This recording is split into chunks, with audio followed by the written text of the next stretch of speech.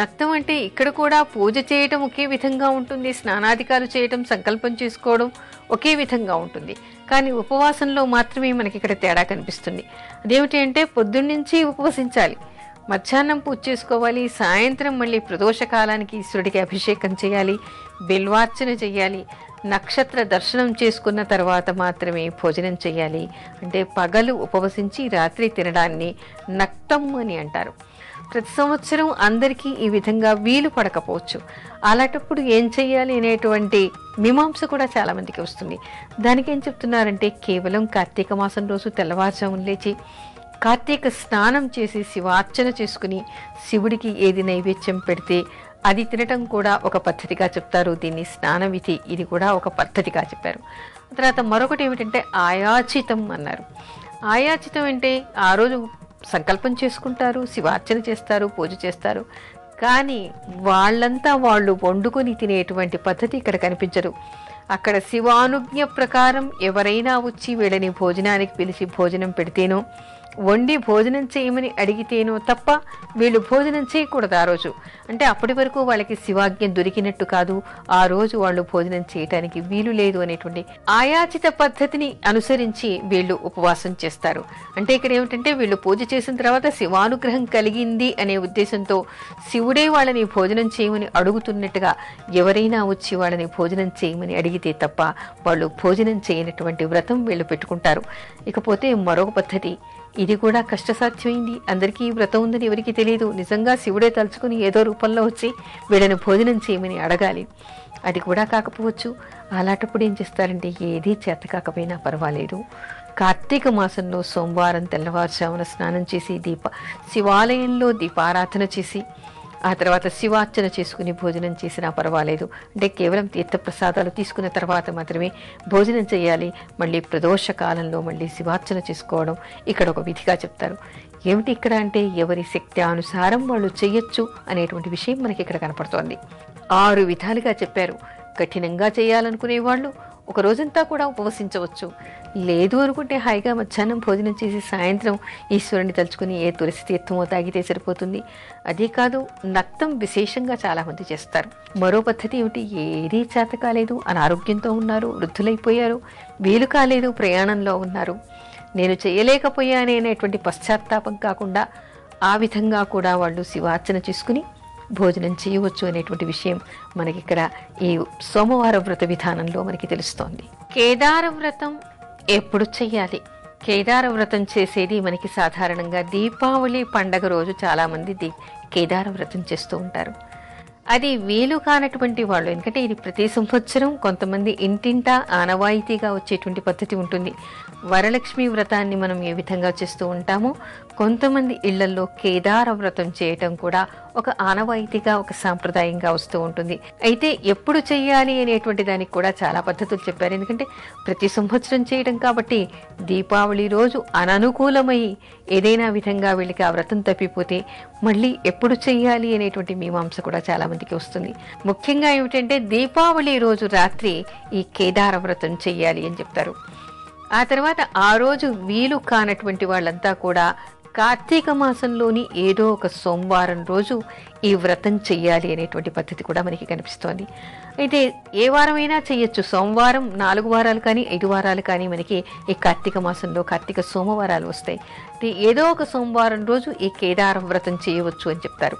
అయితే కేదార వ్రతం ఎందుకు చెయ్యాలి, చేయటం వల్ల వచ్చేటువంటి ఫలితం ఏమిటి అనేటువంటి సందేహం కూడా కలగచ్చు. అంటే ఆనవాయితీగా ఏదో ఒకటి చేస్తూ ఉంటారు, కానీ దీని లోపల ఉన్నటువంటి అంతరార్థం ఏమిటి, ఎందుకు మనం దీన్ని చేస్తున్నాం, ఎందుకు చెయ్యాలి, ఎలాంటి ఫలితాల్ని మనం పొందుతాం, ఈ కథ వింటే మనకి చాలా మహిమాన్వితంగా అనిపిస్తుంది. ఎవరికైనా కూడా చెయ్యాలి అనేటువంటి బుద్ధి పుడుతుంది. ఏమిటి అంటే ఈ కథలో ఉన్నటువంటిది భృంగిరిటి అనేటువంటి ఒక భక్తుడు ఉండేవాట. ఇదేమిటంటే సోమవారం ఎప్పుడు కూడా శివవ్రతాలే మనం చేస్తాం. ఇక్కడ కూడా ఇది శివవ్రతంగానే, కేదారేశ్వరుడు అనేటువంటి వాడు శివుడి పేరు, శివవ్రతం ఇది ఈ వ్రతం చేయడం కోసం అని చెప్పేసి ఒకసారి భృంగిరిటి అనే తను ఈ వ్రతం చేసి సాయంత్రం పూట ఏం చేశాడంటే శివుడి కోసం తపస్సు చేసి శివుడు ప్రత్యక్షమైన తర్వాత పార్వతీ పరమేశ్వరులు ఇద్దరూ అక్కడే ఉన్నా కూడా శివుడికి మాత్రమే నమస్కారం చేసి శివుడి చుట్టూ ప్రదక్షిణ చేసేట.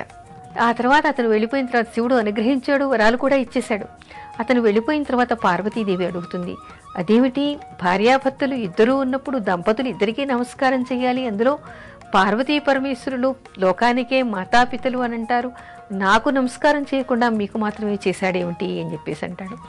అంటే అలా కాదు, నువ్వు కూడా ఇక్కడ తపం చెయ్యాలి, శివుడి గురించి నువ్వు కూడా తపస్సు చెయ్యాలి, అప్పుడు నాలోని అర్థభాగం నీకు వస్తుంది, ఆ తర్వాత నీకు కూడా అలాంటి ప్రత్యేకమైనటువంటి పూజలు అందుకుంటావు అని చెప్తే అప్పుడు పార్వతీదేవి శివుడి గురించి తపస్సు చేస్తుందిట. తపస్సు చేసిన తర్వాత ఆయన కరుణించి ఆయన శరీరంలోని అర్ధభాగాన్ని ఆవిడకి ఇస్తాడు. అప్పటి నుంచి ఆయన అర్ధనారీశ్వరుడయ్యాడు. అంటే ఇక్కడ మనకి అర్థమయ్యేటువంటి విషయం ఏమిటి, ఆ తర్వాత కాలంలో అందరూ కూడా అర్ధనారీశ్వరుడు కదా, మరి ఆయనకొక్కడికే పూజ చేయడానికి ఇక్కడ వీల్లేదు, తప్పనిసరిగా పార్వతీ పరమేశ్వరుడు ఇద్దరికీ కూడా పూజ చెయ్యాలి, ఇద్దరి ఆశీర్వచనాన్ని పొందాలి. ఇక్కడ మనకి ఈ కథలో తెలిసేటువంటిది, ఈ వ్రతంలో తెలిసేటువంటి అంతరార్థం ఏమిటంటే, ఏ స్త్రీ పురుషులైనా కూడా దంపతుల మధ్యన అన్యోన్యత ఉండాలి, సిరి సంపదలు కావాలి, అకాల మృత్యువులు పోవాలి, ఒక కుటుంబం వివాహ వ్యవస్థకే వాళ్ళిద్దరూ ఆది దంపతులు అని చెప్తారు. భార్యాభర్తల మధ్యలో అన్యోన్యత పెరగాలి, ఆ స్త్రీకి భర్త ప్రేమ అనురాగాలు దొరకాలి.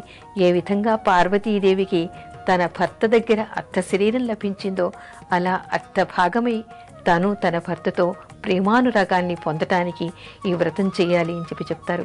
అందుకని ఏ దంపతులైనా కూడా ఈ వ్రతంలోని నియమాల్ని, ఈ వ్రత విధానాన్ని తెలుసుకుని ఆ తర్వాత ఆ ఉద్దేశంతో వాళ్ళు పార్వతీ పరమేశ్వరుల్ని స్మరించటం వల్ల వాళ్ళతో కూడా అన్యోన్యత పెరుగుతుందని, ఆ కుటుంబం కలకాలం చల్లగా ఉంటుందని చెప్తారు.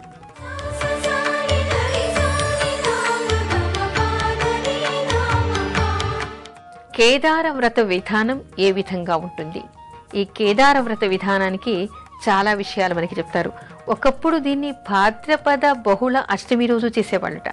ఆ తర్వాత కాలంలో మనకి మళ్ళీ దీపావళి రోజు చేయటం మనకి కనిపిస్తుంది. దీపావళి రోజు మనం ఏమనుకుంటాం, మామూలుగా మహాలక్ష్మి పూజ చెయ్యాలి అని అనుకుంటాం, కానీ మహాలక్ష్మి శివాత్మిక.